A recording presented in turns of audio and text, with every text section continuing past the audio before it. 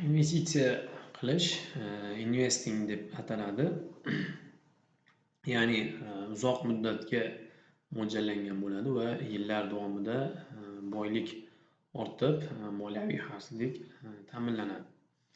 Aynan investitsiyada maqsad uzoq muddatda daromad ko'rish va risk darajasini minimallashtirishga qaratiladi. Oldi-sotdi savdo qilish trading deb ataladi. Ya'ni aksiyani o'sha kuni olib, o'sha kuni sotishingiz yoki ertasi kuni sotishingiz aynan aksiya olib sotishda trading deb ataladi. Bu qisqa vaqtda ko'p operatsiyalar olib sotish, ya'ni bajarib, har bitta aksiyadan qoladigan, ya'ni olib sotishdan qoladigan foyda orqali daromad ta'minlanadi. Investitsiyada esa bu ko'rsatkich, ya'ni bu daromad ko'proq aksiyani uzoq muddatda daromad keltirish, aynan dividend shaklidagi, ya'ni kompaniyani foydasini kelajakda ko'rishga, ya'ni o'sha daromadini sherik bo'lishga qaratiladi va uzoq muddatdagi aksiyani narxi ham borgan sari, muddat o'tgan sari qimmatlashib borish natijasida kattaroq narx o'sishiga olib keladi. Demak, aynan bu sohadagi biz ikki xil ko'rinishini, aynan ikki xil yo'nalishini bilib oldik. Demak, investing va trading. Investing bu uzoq muddatli investitsiya, ya'ni bitta investitsiya kiritasiz, kamida 1 oy, 1,5 oy, 2 oy yoki undan ham ko'p muddatda investitsiya natijasini kutasiz. Trading esa aynan aksiyani o'sha kunda olib, o'sha kunda sotasiz. Ya'ni oldi-sotdi qilasiz aynan tradingda. Ikkalasida ham aksiyalar ishtirok etadi. Ikkalasida ham aksiyalar sotib olish amaliyoti bo'ladi.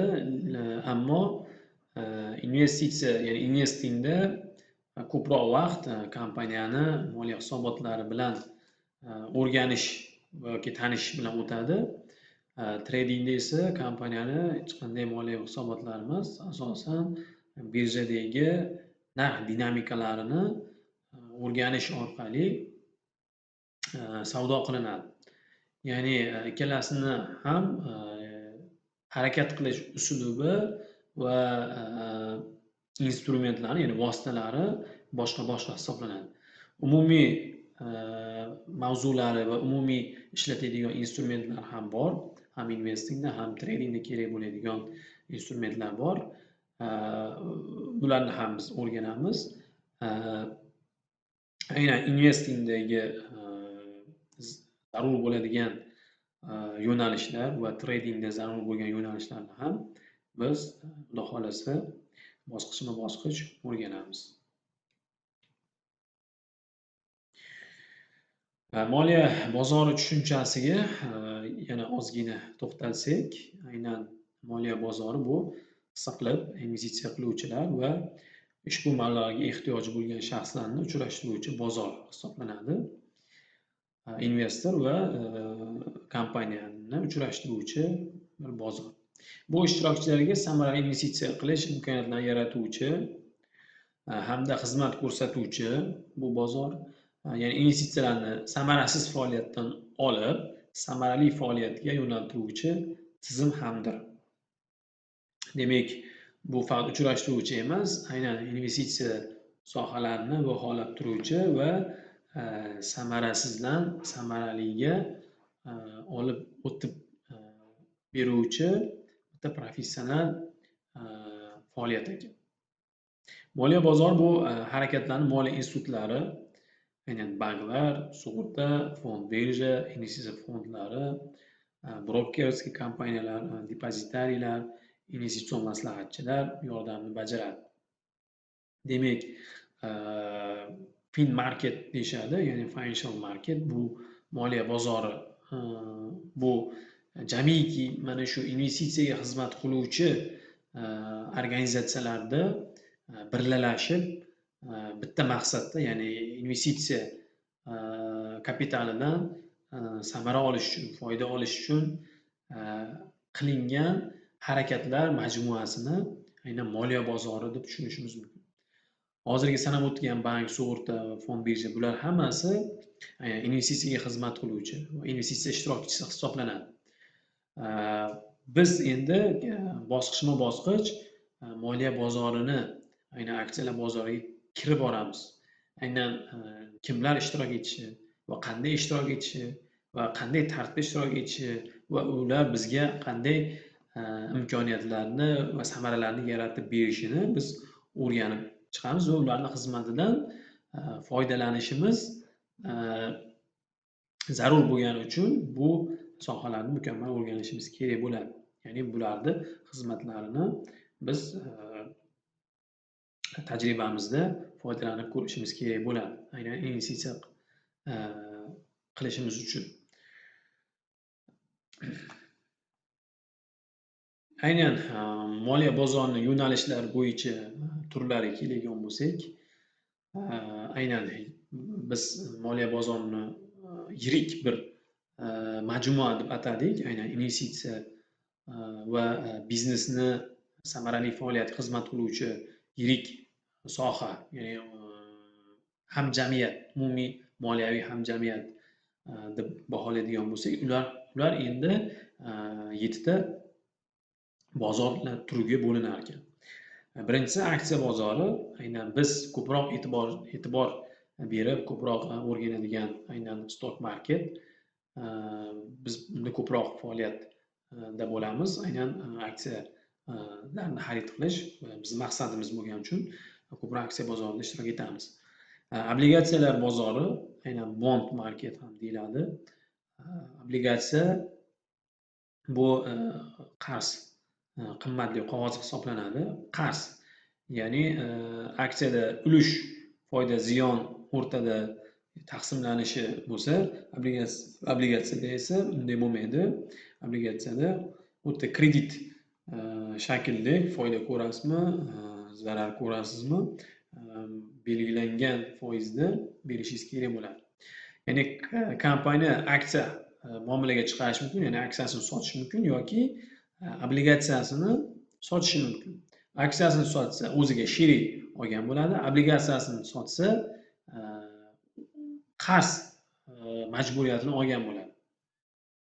Demak, bir-biridan farqi, bittasi qarzga beriladi pul, bittasi sheriklikka beriladi, ya'ni sheriklik uchun xizmat qiladi. Hop, valyuta bozori, aynan forex market, ya'ni biz ko'p eshitganmiz, aynan forexda, aynan valyuta bozorlari, ya'ni valyutalar olib sotiladigan bozorlar. Keyingisi derivativlar bozori, ya'ni bu derivativ nima degani desak, bu hosilaviy qimmatli qog'ozlar bozori hisoblanadi. Ya'ni kontraktlar, ko'proq bitta o'sha aksiyani yoki qimmatli qog'ozni oldindan belgilangan vaqtda, belgilangan narxda sotib olish huquqini beruvchi hujjat, ya'ni kontrakt hisoblanadi. Bular derivativ hisoblanadi, ya'ni hosilaviy qimmatli qog'ozlar deyiladi. Biz buni yana keyingi mavzularimizda yana to'xtalamiz. Pul bozori, money market, ya'ni bu ko'rinishi pul bozori, bu ma'no jihatdan pulni olib sotadigan bozor deyish bu noto'g'ri. Pul olib sotilmaydi. Bu yerda qisqa muddatli investitsiyalar savdo qilinadi. Ya'ni qisqa muddatli deyilganda likvidlik darajasi yuqori bo'lgan qimmatli qog'ozlar, aksiyalar, obligatsiyalar tushunishimiz mumkin.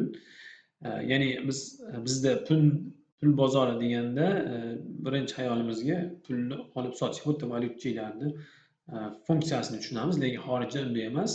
Xorijda valyuta bozori boshqa, pul bozori boshqa.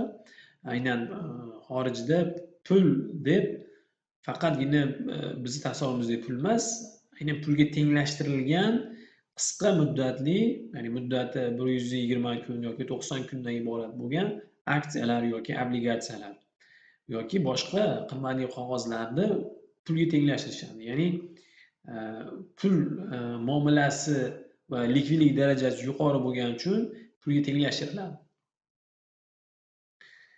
Shuning uchun ham pul bozori deyiladi.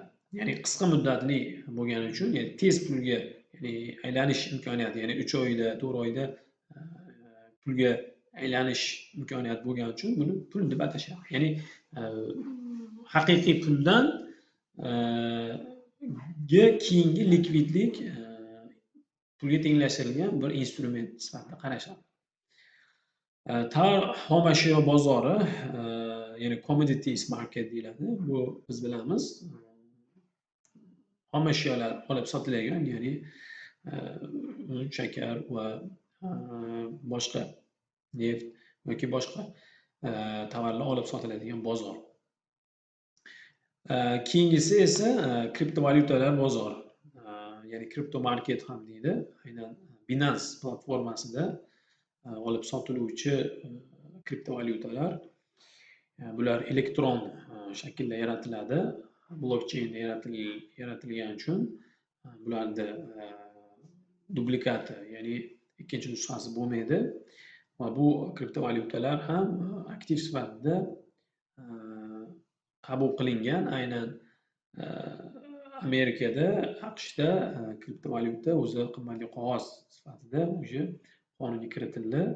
Ya'ni kriptovalyuta egasi aksiyador yoki qimmatli qog'oz unvonini oldi kriptovalyuta.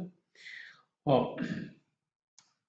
Biz asosiy investitsiya obyektimiz, investitsiya bozorimiz ko'proq aksiya bozorida ko'proq kechadi, chunki biz kompaniyalarga investitsiya qilish va kompaniyalardan realniy daromad olishimiz ehtimoli yuqori. Qolganlariga nisbatan risk darajasi past va risklarni boshqarish imkoniyatimiz ham bor. Xo'p, aksiyalar bozori ham ikkiga bo'linadi. An'anaviy va islom moliyasiga asoslangan bozorlar bor. An'anaviysi bu umumiy tartibda aksiyalar sotiladigan, ya'ni biz xorijda ko'proq kuzatiladi. Aksiya bozorida kompaniyani ulushlari bilan birga obligatsiyalar ham sotilishi mumkin. Boshqa bondlar, davlat qimmatli qog'ozlari, veksellar, veksellar emas, depozitlar, sertifikatlar va boshqa qimmatli qog'ozlar, ya'ni nafsiylik darajasi ega bo'lgan aksiyalar yoki qimmatli qog'ozlar sotiladi. Aynan islom moliyasi asoslangan aksiya bozorida faqatgina islomiy qoidalarga, mezonlarga tayanuvchi va shariatga monand bo'lgan aksiyalar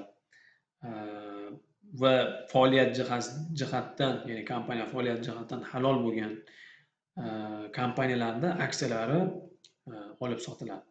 Demak, biz aynan aksiyalarni o'rganishimizda ko'proq o'zimizni qadriyatlarimizga mos bo'lgan, o'zimizni vijdonan ya'ni tanlovimizga to'g'ri keladigan aksiyalarni biz ajratib yo'l-yo'lakay o'rganib ketamiz.